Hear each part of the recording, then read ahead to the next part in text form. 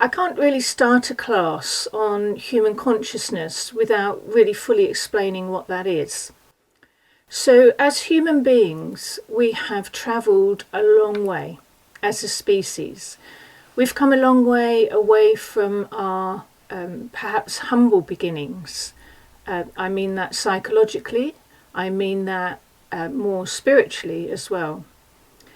And in our efforts to progress, to improve our collective intelligence, what I've noticed is that in fact we're getting more stupefied.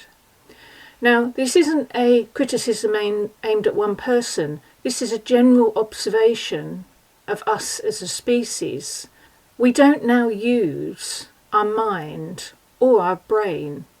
Now, the mind and brain are two separate things, so the brain is very anatomical, that's a bottom-up perspective. But the mind itself is unlimited, and it does actually have areas of the mind that we can look at. So a lot of people think the mind's invisible, but I've created a topographical model that we can get a grip of what the mind is, so we can understand what consciousness is, so we can understand the journey. The problem is with coming fully into consciousness, and a lot of people now are doing different meditations, different movements, different teachings, and it's all designed to make people more conscious, or mindfulness is now, unfortunately, I'm going to say unfortunately, the mainstream practice. The reason I'm saying unfortunately is it is an incredibly wonderful concept, but it's been repackaged.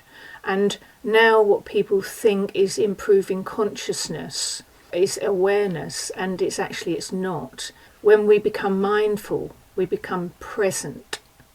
And presentness means we collect all the parts of our mind, of ourselves, from wherever we have been, and bring them into this moment, because this is the moment of powerfulness.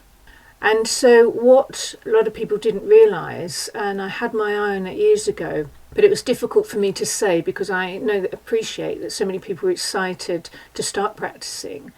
When you raise consciousness, you also raise unconsciousness.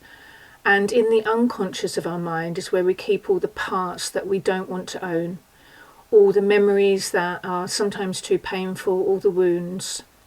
And in many ways the mind is designed perfectly with defence mechanisms to protect us from things tumbling out of this unconscious cupboard into our conscious thinking, and actually then turns up synchronistically into reality.